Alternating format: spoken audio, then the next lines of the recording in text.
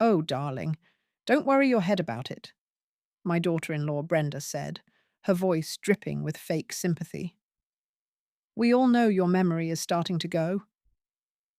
She said it right at my own Sunday dinner table.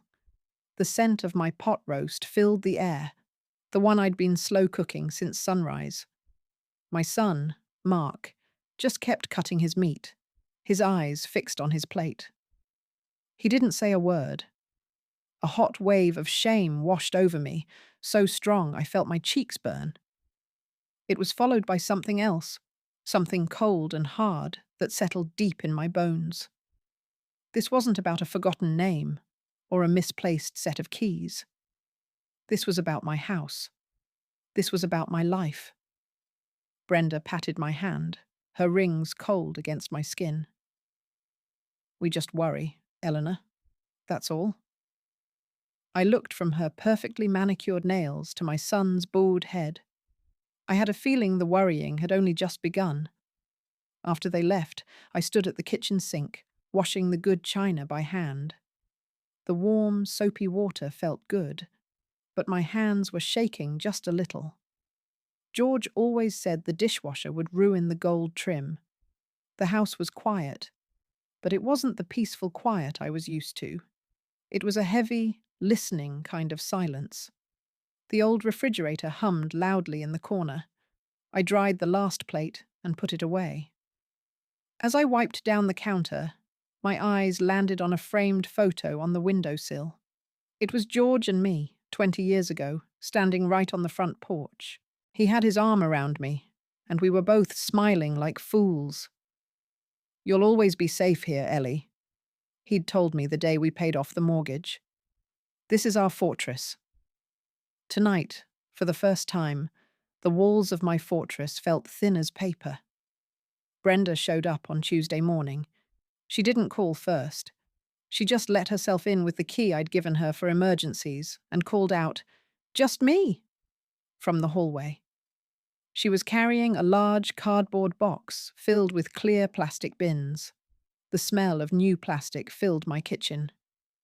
"I got these on sale," she announced, placing the box on my table with a thud. "I thought we could organize your pantry, make things easier for you to find." Before I could say a word, she was pulling out cans of soup and boxes of crackers. She worked with a terrible efficiency, chattering the whole time. "We'll put all the baking things up high since you don't bake much anymore. And the canned goods can go down low, alphabetized." I just stood there and watched her dismantle my life, one shelf at a time. It felt like she was erasing me. When she was done, she smiled proudly. "There," she said. "Isn't that better?" I looked at the neat, sterile rows of plastic. I had no idea where she'd put the cinnamon. The phone rang that evening. It was Mark. His voice was too cheerful. "Hey, Mum. How was your day?" "Brenda reorganized my pantry," I said, keeping my voice flat. "Oh, yeah, she mentioned that. Said she was trying to help out." There was a pause. "Listen, Mom. Brenda and I were talking. We were thinking, maybe it's not a great idea for you to be driving at night anymore." He rushed on before I could speak. "Brenda was worried sick last week when you went to your church group. It gets so dark." "I've been driving to that church group for 30 years, Mark." I know," he said, his voice wheedling. "But things are different now. How about I just hold on to your keys for a bit, just to be safe?" Just then, I glanced out the living room window. Down the street, under the glow of a streetlight, a familiar blue sedan was parked. I recognized the dent in the bumper. Brenda's car. She was watching my house right now. The next day, a profound loneliness settled over me. It felt like the walls were closing in, turning my home into a pretty, well-kept prison. I picked up the phone to call my sister, Catherine, who lives out in Arizona. The phone felt heavy in my hand. "Eleanor, so good to hear from you," she said, her voice a welcome burst of sunshine. "How are things?" Oh, you know. Same old, I said, tracing the floral pattern on my armchair with my finger. The garden is coming in nicely. I couldn't bring myself to tell her the truth. I was too ashamed to admit that my own son was treating me like a child. We talked about her grandkids for a few minutes, the sound of her normal, happy life making the silence in my own house feel even deeper. Suddenly, I heard the jingle of keys in my front door. It swung open. "Just me," Brenda called out, her purse slung over her shoulder. "Thought I'd pop in." My heart jumped into my throat. "I have to go, Catherine," I said quickly. "I'll call you back." I hung up the phone before my sister could even say goodbye. My blood pressure medication ran out. The little orange bottle sat empty on the kitchen counter next to the salt shaker. Brenda was supposed to pick up the refill for me yesterday. I felt a familiar flutter of anxiety in my chest, the one that always came when I missed a dose. I called her. "Oh, the pharmacy," she said, her voice sounding distracted, like she was shopping. "They messed it up, Eleanor. Said they never got the prescription from the doctor's office.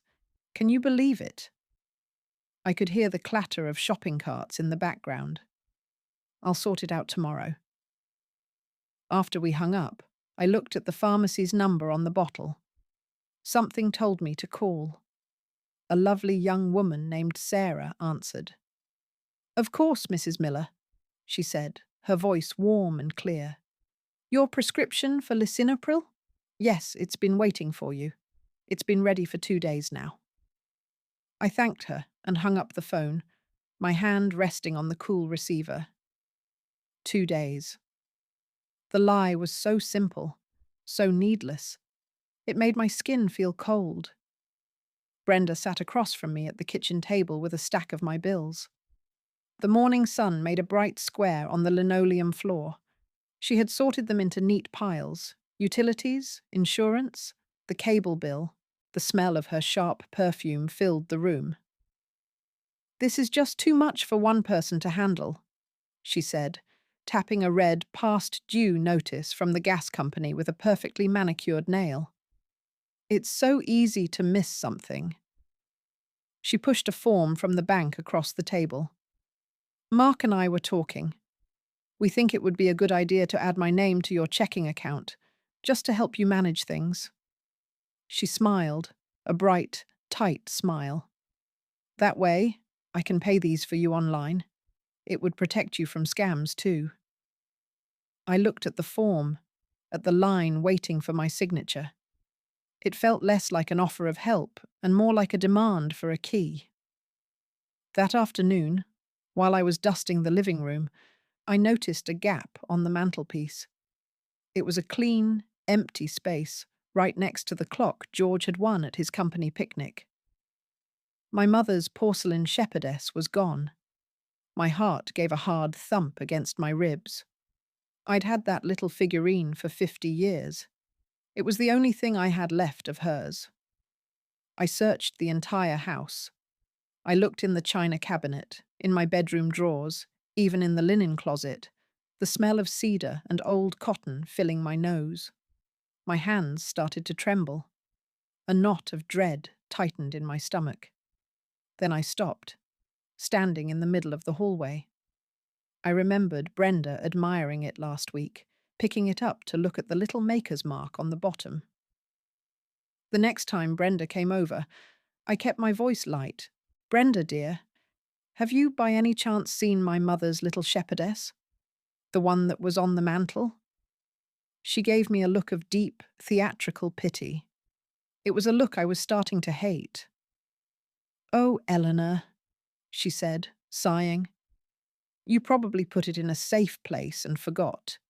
Don't you remember doing that last month with your glasses?" Mark, who was reading the paper in George's armchair, looked up. "Don't fret over little knickknacks, Mum," he said, patting my hand. His touch felt distant, automatic. "It'll turn up." I looked from his face back to the empty spot on the mantel. They weren't just saying I was forgetful. They were telling me the things I loved didn't matter. A few days later, they sat me down for a family meeting. That's what Brenda called it. It felt like an ambush. The air was heavy, and the only sound was the hum of the refrigerator. Mark wouldn't meet my eyes. He just stared into his coffee cup. Brenda placed a stack of glossy brochures on the coffee table between us. The top one had a picture of smiling seniors playing shuffleboard. In big, friendly letters, it said, Oak Meadows Senior Living. "It's for your own good, Eleanor," Brenda said, her voice dripping with fake concern. "We're just so worried about you here all alone."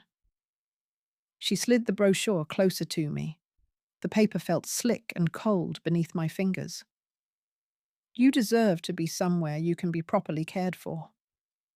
The next day, I was determined to find a small piece of joy.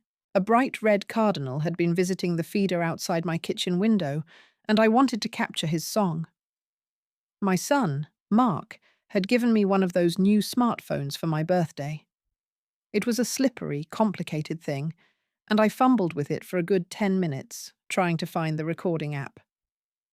I finally got it working, just as the cardinal flew off. I sighed with frustration. I left the phone on the windowsill, the little red recording light still blinking, and went out to the garden to pull a few weeds. The sun felt good on my back. When I came back inside 40 minutes later, I saw the phone and remembered my failed project. I picked it up to turn it off, but I heard voices. Their voices. "You just have to keep pushing the memory angle," Brenda's voice said, sharp and clear. "We mention it every time she forgets something small. We tell our friends. We tell your aunt. When we bring up Oak Meadows again, everyone will think it's the only logical step." There was a pause. Then Mark's voice, weak and tired. "I don't know, Bren." "Don't go soft on me, Mark," she snapped. "Do you want this house or not? We just need a doctor to agree she's incompetent. Then we get power of attorney, and the house is ours by spring." I sank into a kitchen chair, the phone still clutched in my hand. The recording ended with the sound of their car pulling out of the driveway. That evening, I sat in my favourite armchair, the one George and I bought 50 years ago. The floral fabric was worn smooth. I plugged a pair of old headphones into the phone and listened to the recording. I listened to it again and again. The hum of the refrigerator was the only other sound in the house. The grief was a physical thing. It was a heavy blanket pressing down on my chest, worse than when I lost George. His death was a sorrow, a clean cut. This was a rot, a betrayal that spread backward through time, tainting every memory, every casserole I ever made for them, every Christmas morning. The worst part was my son's voice, his weak agreements, his tired sighs. They weren't the sounds of a monster. They were the sounds of a coward. Each mumbled, "Okay, Bren," was another twist of the knife. I must have fallen asleep in the chair. I woke when the first grey light of morning filtered through the blinds. My cheeks were stiff with dried tears, but I wasn't crying anymore. The grief had burned itself out, and what was left behind was cold and hard as ice. I went to my husband's old desk. I turned on the computer and carefully transferred the audio file from the phone. I saved it to the desktop. I saved it to a little memory stick. I even figured out how to save it to that cloud thing Mark had set up for me. I put the memory stick in a small velvet pouch and tucked it deep inside my sewing box, under the spools of thread. They had counted on my grief, I whispered to the quiet room. But they hadn't counted on my memory. My purpose was no longer to be sad. It was to be smart. In the back of George's desk drawer, under a stack of old tax returns, I found what I was looking for. A worn business card for Gable and Sons, attorneys at law. Mr. Gable had handled our will and trust years ago. He was an old-school lawyer, sharp as a tack. I used my own simple cell phone, not the new smartphone, and called his office. "Mr. Gable's office, this is Carol speaking," a pleasant voice said. "Hello, Carol. This is Eleanor Vance. I'd like to make an appointment with Mr. Gable to review my trust documents," I said, keeping my voice steady and light. We set a time for the following Thursday. I wrote it on the big kitchen calendar. 2 p.m., Mr. Gable? A few hours later, Brenda popped in with a carton of milk I hadn't asked for. Her eyes went right to the calendar. "Oh, an appointment?" she asked, her voice dripping with sweetness. "What's that for?" I smiled back at her, a calm, simple smile. "Just a meeting with my garden club, dear. We're planning the spring planting." Mr. Gable's office smelled of lemon polish and old paper. He was a small man with kind eyes and a handshake as firm as my husband's had been. He remembered George fondly. "A good man, Eleanor. One of the best," he said, gesturing for me to sit in the heavy leather chair across from his big oak desk. I didn't waste time with small talk. I told him everything. I told him about the missing shepherdess, the gaslighting about my memory, the brochures for Oak Meadows. My voice never wavered. Then I took out my phone and played him the recording. He listened, his face hardening, his fingers making a steeple under his chin. When it was over, he was silent for a full minute. Then he looked at me, and his kind eyes were now sharp. "The living trust George and I drew up is your fortress, Eleanor," he said, his voice low and firm. "You are the sole trustee. The house, the accounts, everything in that trust. You and you alone have the power. They have nothing." The phone rang on Friday afternoon, right when I was watering my African violets. It was Brenda. Her voice was syrupy sweet. "Eleanor, darling, you're a lifesaver. We have a last-minute chance to go to the lake this weekend, but the kennel is full. Could you possibly watch Chester?" Chester was their golden retriever, a sweet dog who shed enough fur to knit a new dog every month. For 10 years, my answer had always been yes. I took a deep breath, the scent of damp earth from the flower pots filling my lungs. "No," I said. "That doesn't work for me." The silence on the other end of the line was so complete I could hear the hum of my own refrigerator. It was a beautiful sound. "Oh," she finally said, her voice tight. "Well, that's unexpected." I didn't offer an excuse. I didn't have to. I wasn't put on this earth to be a convenient old woman. I said it quietly, more to myself than to her, after I hung up the phone. It was the truest thing I had said in years. A small smile touched my lips. I had just found my spine, right where I'd left it.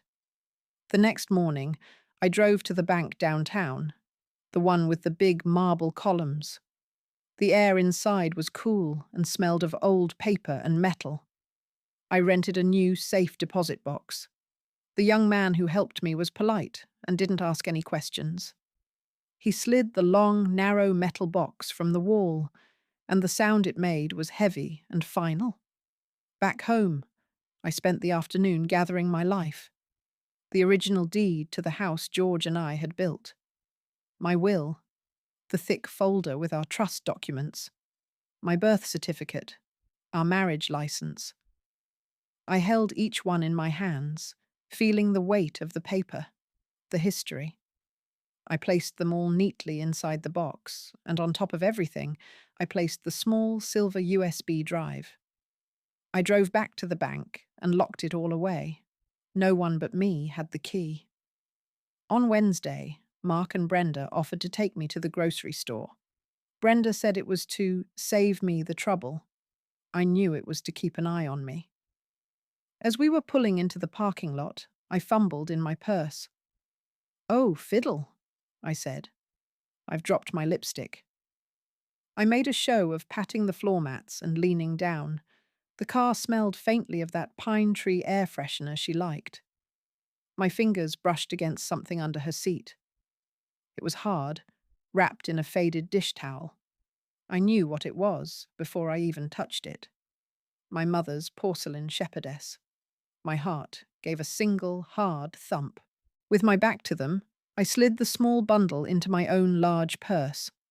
Found it, I said, holding up the lipstick tube. When I got home, I unwrapped the little statue. Her painted face was just as serene as ever. I placed her right back in her spot on the mantelpiece. Then I sat in my armchair and waited. Brenda came over the next day with a bag of groceries I hadn't asked for. She walked into the living room, stopped dead, and stared at the mantel. Her face went pale under her makeup. She saw the shepherdess. Her mouth opened, then closed. She didn't say a single word about it, and neither did I. Later that evening, I tested Mark. I called him just to chat. You know, I was thinking of your grandparents today, I said. Funny, I can't for the life of me remember the name of the street they lived on. He paused. Wasn't it Maple Avenue? He asked, uncertain. From the background, I heard Brenda's clear voice. No, honey, it was Elm Street. Don't you remember? Oh, that's right, Mark said immediately. It was Elm Street, Mom. It wasn't. It was Oak Lane. I had confirmed what I already knew. My son no longer trusted his own memory. He only trusted hers. My meeting with Mr. Gable's recommended financial advisor was the following week. His name was Mr. Chen, a kind man with gentle eyes who spoke in plain English, not that financial jargon that makes your head spin. His office was quiet, and he offered me a cup of tea that smelled of cinnamon. Eleanor, he said, looking over my paperwork. Your finances are in excellent shape. Our job is just to put a better lock on the door. We spent an hour moving my Social Security and pension direct deposits into a new checking account at a completely different bank. An account with only one name on it. Mine. He showed me how to set up a transfer on death designation, bypassing probate and any meddling executor. As I signed the last form, the pen felt steady in my hand. It was the feeling of taking back control, one signature at a time. I sat across the polished desk from Mr. Gable. The air in his office smelled like old books and lemon furniture polish. He pushed a stack of papers toward me, the edges crisp and white. My hand was steady as I picked up the heavy fountain pen he offered. This document, he said, his voice a low rumble, revokes Mark's power of attorney, and this one removes him as executor of your will. I signed my name, Eleanor Vance, on each line he indicated. The scratching of the pen was the only sound. With each signature, a weight I didn't even know I was carrying lifted from my shoulders. It was done. Later that afternoon, I sat in my favorite armchair with a cup of tea and called my niece in Seattle. Sarah, honey, it's Aunt Eleanor. Auntie, it's so good to hear from you. Is everything okay? Everything is fine, dear. In fact, it's better than fine. I have a question for you. I've made some changes to my estate planning, and I was wondering if you would do me the honor of being my new executor. There was a short silence, then her voice, full of warmth. Of course. I'd be honored. But what about Mark? I took a sip of my tea. Mark is on a different path now. I started planning for Christmas dinner. It would be at my house, just like it had been for the last 40 years. The tradition itself felt like a weapon now, one I was learning how to wield. I went to the electronics store and bought a small black Bluetooth speaker, no bigger than a can of soup. It had a surprisingly powerful sound. I charged it and tucked it away in my china cabinet, behind my good gravy boat. The phone rang 2 weeks before Christmas. It was Brenda. Her voice was syrupy sweet. Eleanor, I have the most wonderful news. I've invited Mother and Daddy for Christmas dinner with us. I just knew you'd be thrilled. Oh? I said, keeping my voice light. Yes, they're so worried about you, and I thought it would be good for us all to be together, to present a united front, for your own good. I looked at the little black speaker hiding in the cabinet. How lovely, I said. The more the merrier. Christmas Eve arrived with a dusting of snow on the rooftops. Mark and Brenda were staying in the guest room, their suitcases sitting by the door like unwelcome guests. The house was thick with a false cheer that felt heavier than silence. The pine scent of the tree fought with the smell of the turkey I was brining. Brenda fluttered around the kitchen, trying too hard. Oh, Eleanor, let me do that. You should sit and rest. She was performing, acting the part of the devoted daughter-in-law for an audience of one. Her own conscience, maybe. That evening, after they went to bed, I sat at the dining room table and polished my silver. I worked slowly, methodically. The rhythmic scrape of the cloth against a fork, the gleam of the metal under the lamplight. Each piece I polished felt like sharpening a tool for a job that was long overdue. Christmas morning was quiet. The hum of the furnace filled the spaces between our words. We exchanged gifts in the living room. From them, I received a beige shawl and a gift card to a chain restaurant. Impersonal. Safe. I handed them a single envelope with a simple card inside. I'd written Merry Christmas and signed my name. Tucked inside was a check for the same amount I gave them every year. I watched Brenda's eyes flicker down to the number for just a second before she put on her grateful smile. Oh, Eleanor, you shouldn't have, she said. I just smiled back. My heart felt strangely peaceful, like the calm in the eye of a hurricane. I was no longer a participant in this family drama. I was just an observer, waiting for the curtain to rise. Brenda's parents, the Abernathys, arrived at 4 o'clock sharp. They brought a poinsettia and a bottle of non-alcoholic sparkling cider. Mr. Abernathy was a tall man who looked down his nose at everything. Mrs. Abernathy had a smile that never quite reached her eyes. They were polite, but in a way that felt like they were patting a dog. We sat in the living room, the Christmas tree lights blinking. We just got back from our cruise, Mrs. Abernathy announced. Our dear friend, Martha, just moved into a wonderful assisted living facility. Oak Meadows, I think. She has all her meals cooked for her. No more worries. How wonderful for her, I said, my voice perfectly even. The stage was set. I went to the kitchen and came back with a silver tray. On it were 5 small glasses filled with my best sherry. The liquid was the colour of amber. I handed a glass to each of them, even my son. To family, I said, raising my glass with a small, knowing smile. And to an honest year ahead. We all sat down to dinner. The scent of roasted turkey and sage stuffing filled the air, a smell that had always meant comfort. Tonight, it just felt like a stage prop. I carved the bird with a steady hand, placing perfect slices onto my best china plates. Brenda guided the conversation, as she always did. She asked her father about his golf game and her mother about her garden club. Then she turned the spotlight on me. Eleanor, how was that doctor's appointment last week? I was so worried. Before I could answer, she looked at her mother. She couldn't remember the name of her new blood pressure medication. The doctor had to write it down 3 times for her. Brenda sighed, a perfect little performance of concern. Her memory is a real concern lately. Brenda placed her hand on Mark's, a gesture of unity. He stared down at his plate, moving a green bean around with his fork. "We're just worried, Eleanor," she said, her voice dripping with false sympathy. "You know your memory has been getting worse. It's time we were all honest about the situation." There it was. The word. Honest.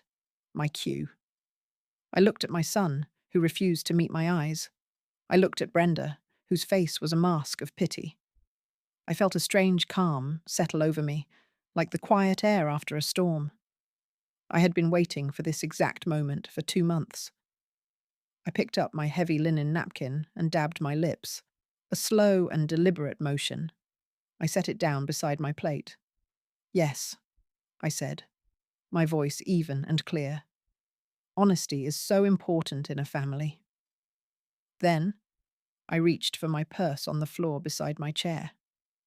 I pulled out the small black Bluetooth speaker. I placed it in the very center of the table, right next to the crystal salt shaker. The little blue light blinked on. From my lap, I touched the screen of my phone. I pressed play. Brenda's voice, sharp and ugly, filled the sudden silence of the dining room. "It's easy, Mark.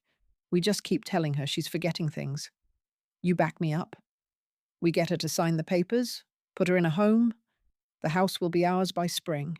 My son's weak, mumbled agreements were a knife in the heart. "Yeah, okay. If you think so." The only other sounds were my son's fork clattering onto his plate and a small gasp from Mrs. Abernathy. Mr. Abernathy stared at the little black speaker, his mouth hanging open. His wife looked like she had just swallowed a wasp. Brenda's face was a mess of shock and fury. Brenda found her voice first, high and shrill. "That's fake. You took that out of context." I looked at her, not with anger, but with a kind of finality. "The recording is time-stamped from my kitchen windowsill on October 14th at 2:17 p.m., I said calmly. "My lawyer, Mr. Gable, finds it very much in context." I turned my gaze to my son. Mark was sheet white, his eyes wide. He was staring at me, not with defiance, but with the dawning horror of a man who finally understood exactly what he had done. I turned to my son and his wife. Their faces were frozen masks of disbelief. "Your things need to be out of the guest room within 30 days, I said, my voice as steady as the table we sat at. "After that, I'll be changing the locks." I reached into the pocket of my cardigan and pulled out a single folded piece of paper. I slid it across the polished wood until it stopped right in front of Mark.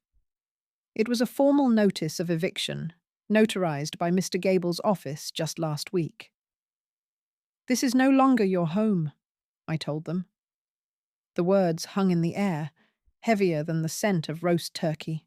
Mark just stared at the paper, his hands limp in his lap, finally understanding. The Abernathys stood up so fast their chairs nearly tipped over. Mr. Abernathy was mumbling something about a terrible misunderstanding. Mrs. Abernathy just grabbed her purse, her face pinched and white. "We should go, dear," she said to her daughter, avoiding my eyes completely. They practically dragged a sobbing Brenda out the front door, leaving a wake of hurried, horrified apologies. The front door clicked shut. Mark was left at the table, his head in his hands. He didn't make a sound. He couldn't look at me. I picked up my plate, the fork and knife making a small clink against the china. I carried it to the kitchen, leaving him alone in the crushing silence of my dining room. The next morning, the house was quiet. The guest room door was shut tight. I made a cup of tea, the good Earl Grey, and sat in my favorite armchair by the window. The little white lights on the Christmas tree were still twinkling. I didn't feel angry. I didn't feel vengeful. I felt light, like a heavy winter coat had been lifted from my shoulders. It wasn't the silence of loneliness I felt. It was the silence of peace.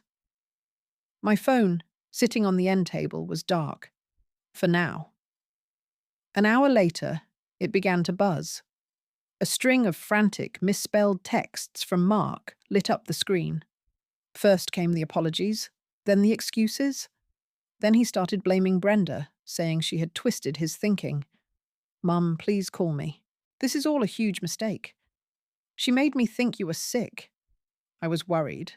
Don't do this to your only son."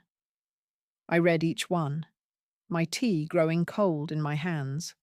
Then, with a steady finger, I found his name in my contacts. I pressed the button that said, "Block this caller." For now, silence was the only answer he was going to get. The locksmith came on January 2nd. He was a young man with kind eyes who didn't ask any questions. I stood in the hallway as he worked, the air smelling of metal shavings and oil. The clean, sharp sound of the new locks clicking into place was the most beautiful music I had ever heard. It was the sound of a new beginning. He handed me 2 shiny brass keys on a simple silver ring. "All set, ma'am," he said. "Thank you so much," I replied, my voice clear. Later that afternoon, I drove to the Goodwill Donation Centre. I took the old house keys from my pocket and dropped them into the bottom of a large box of old clothes, where they disappeared without a sound. My next-door neighbour, Carol, came over the day after the locksmith left. She held a heavy pot in her oven-mitted hands, a cloud of savoury steam rising from it. The air smelled of ham and beans. "I saw the drama on Christmas," she said, setting the pot on my counter. She didn't pry. She just looked at me with her clear blue eyes. "Figured you could use a night off from cooking." "That's very kind of you, Carol," I said, my voice a little thick. We had only ever waved at each other over the fence. "Nonsense," she waved a hand. "What they did was a crime. Good for you." We stood in the comfortable silence for a moment. Then she smiled. "Listen, a few of us get together on Thursdays for bridge. We're not very good, but we have a good laugh. You should come." I hadn't touched a deck of cards in 20 years. I went to bridge club that Thursday. My hands felt clumsy, shuffling the cards, their slick surfaces foreign under my fingertips.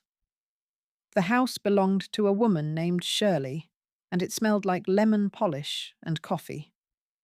I made a few silly mistakes at first, but no one seemed to mind. "Don't you worry, Eleanor," Shirley said, patting my arm. "It's like riding a bicycle. Mostly."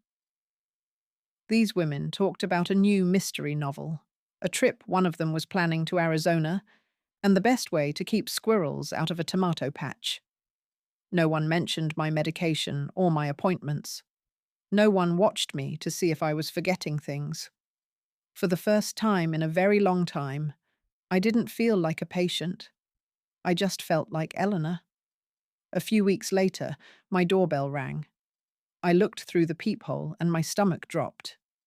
It was Mark, standing on my porch, looking thin and tired. I opened the main door, but left the new screen door locked. The metal mesh felt like a shield between us. "Mum," he started, his voice cracking. "Please, let me in. We need to talk." "There is nothing to talk about, Mark." My voice was steady, calmer than I felt. "It was all Brenda. She got these ideas in her head, and I went along. I'm so sorry." He was crying now, his face crumpled. "I miss you. I miss how things were." I looked at my son, the boy I had raised, and I felt a deep, hollow sadness. I took a slow breath. "When you have spent 6 months in therapy understanding your own choices, you may write me a letter." Then I closed the inner door, the solid wood clicking softly into place. That weekend, I decided it was time to tackle George's old office. It had been a quiet shrine for too long, smelling of old books and his pipe tobacco. I expected a wave of grief, but as I opened the door, all I felt was a gentle peace. I wasn't erasing him. I was visiting him. I sat on the floor, sorting through boxes. I found a photo of us on our honeymoon, young and silly, squinting in the sun. I found a bundle of letters he wrote me when he was on a business trip, his familiar handwriting a comfort. "Oh, George," I whispered to the quiet room, "you would not believe the last few months." I wasn't closing a chapter. I was just making sure the story was remembered correctly. After sorting the office, I moved on to the garage. It was George's real kingdom. A thick canvas sheet, grey with dust, covered his old workbench. I pulled it back, and the air filled with the scent of sawdust and oil. His tools were all there, hanging in neat rows. I ran my hand over a piece of smooth, sanded oak he had left clamped in a vise. The wood was solid, real. An idea sparked, a feeling I hadn't had in years. Rummaging through a stack of old mail on a shelf, my fingers brushed against a glossy pamphlet. It was for a woodworking class for seniors at the community centre. I signed up for the class. The community centre smelled of floor wax and chalk dust. The woodshop was in the basement, and the scent of sawdust was thick and clean.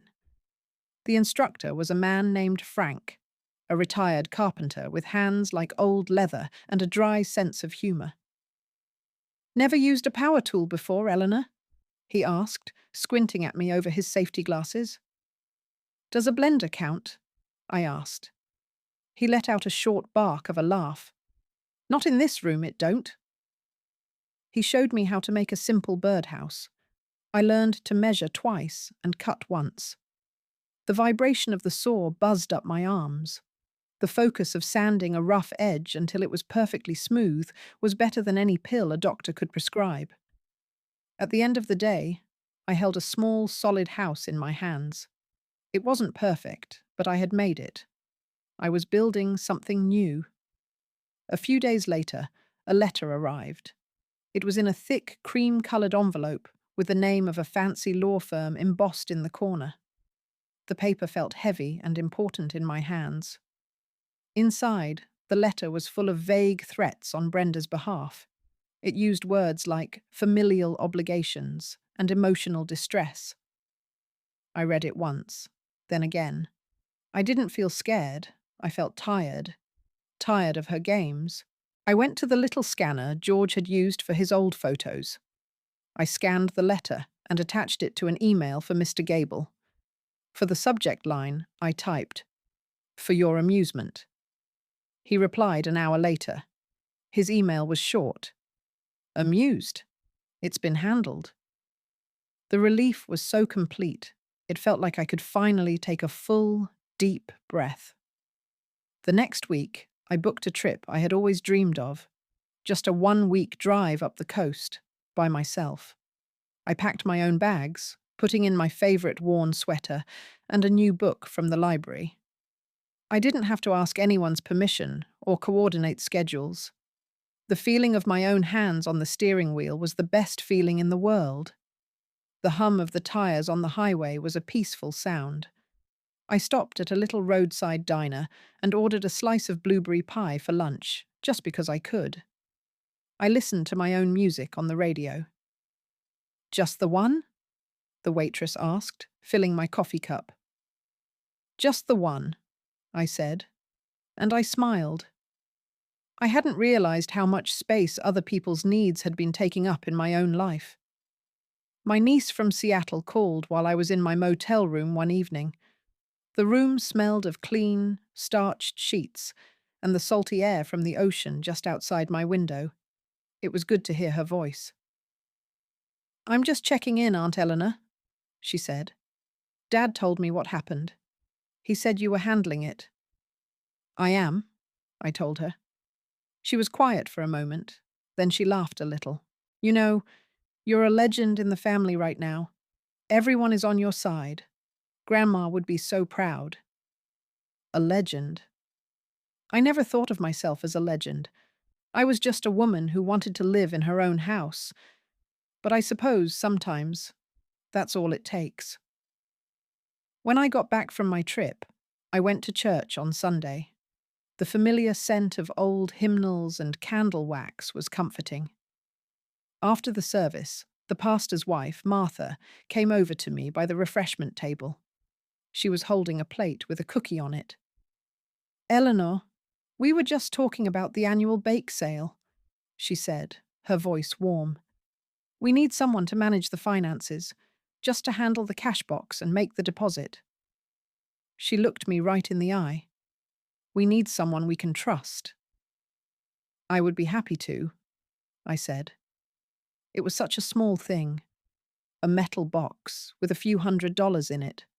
But sitting there, with the weight of that trust in my hands, it felt more valuable than my house, my car, or anything else I owned.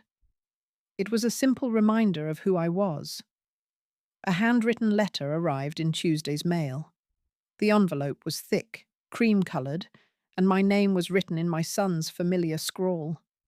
I almost threw it away, unopened. Instead, I took it to the kitchen table and slit it open with my butter knife.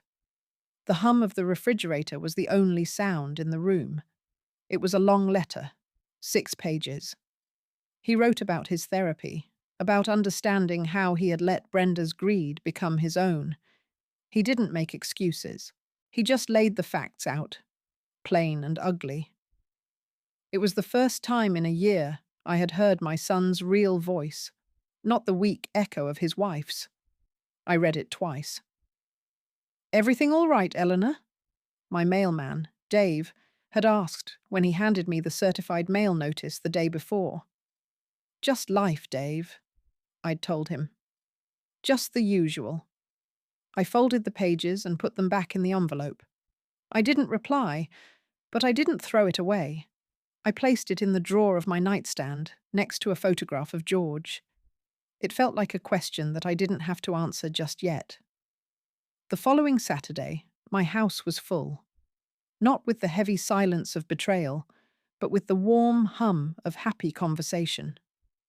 I'd invited Carol from next door, and 2 ladies from my bridge club, and Mr. Henderson from the woodworking class. The smell of my lemon rosemary chicken filled the air.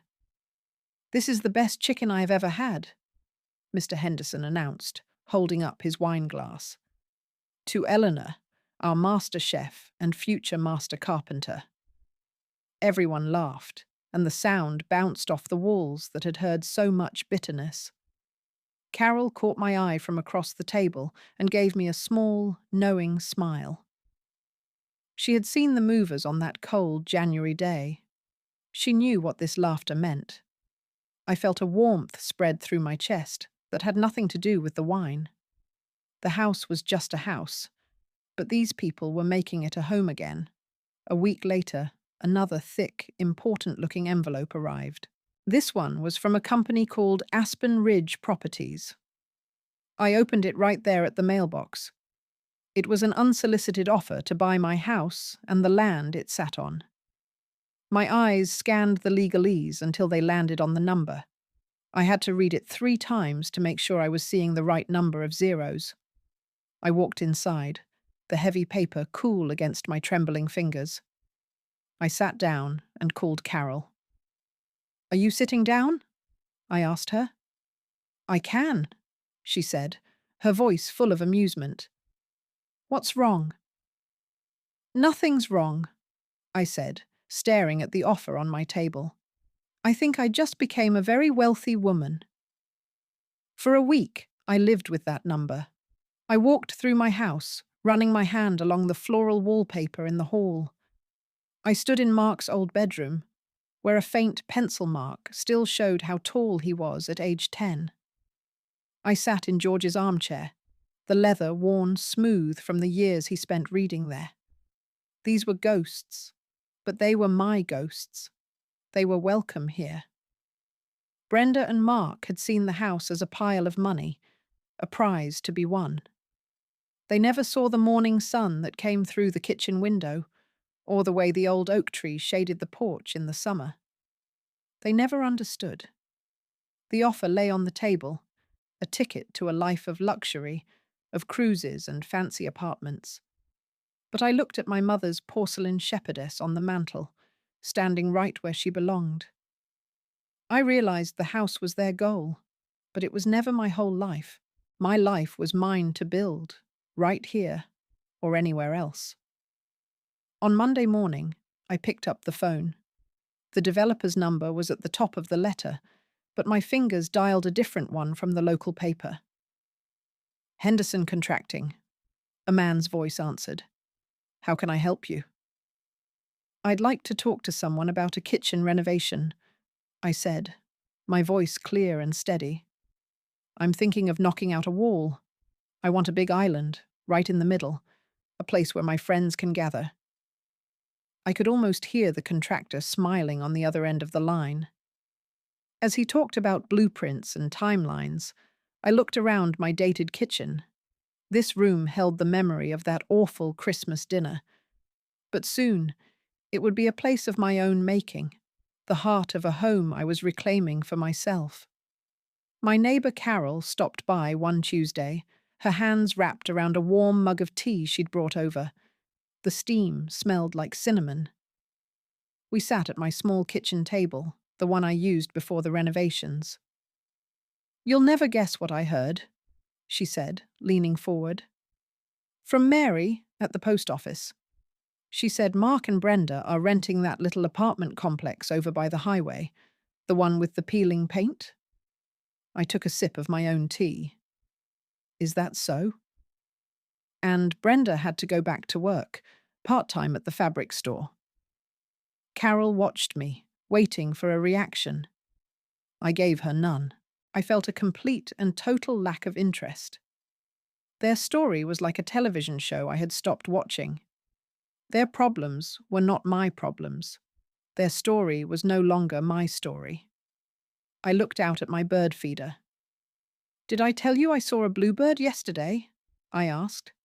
It was the only story I cared about now. A few weeks later, I saw a notice on the community bulletin board. The library needed volunteers for their preschool story hour. I had always loved the smell of old books and the sound of turning pages. I signed up that afternoon. The first day, a little girl with pigtails and a missing front tooth climbed into my lap. She handed me a book about a runaway bunny. This one, she said, her small voice serious. It's my favorite. As I read, the children were quiet, their eyes wide. The air smelled of chalk dust and that sweet, clean scent of children. After I finished, the little girl patted my hand. You read it good, she whispered. I was just Mrs. Miller, the lady who read stories. Not a mother, not a widow, not a problem to be managed. Just me. I realized I was planting seeds in a garden I never knew I had.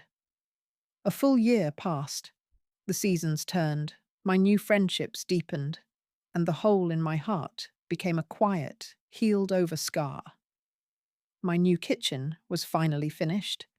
It was beautiful, with a huge granite island in the middle and cabinets the color of cream.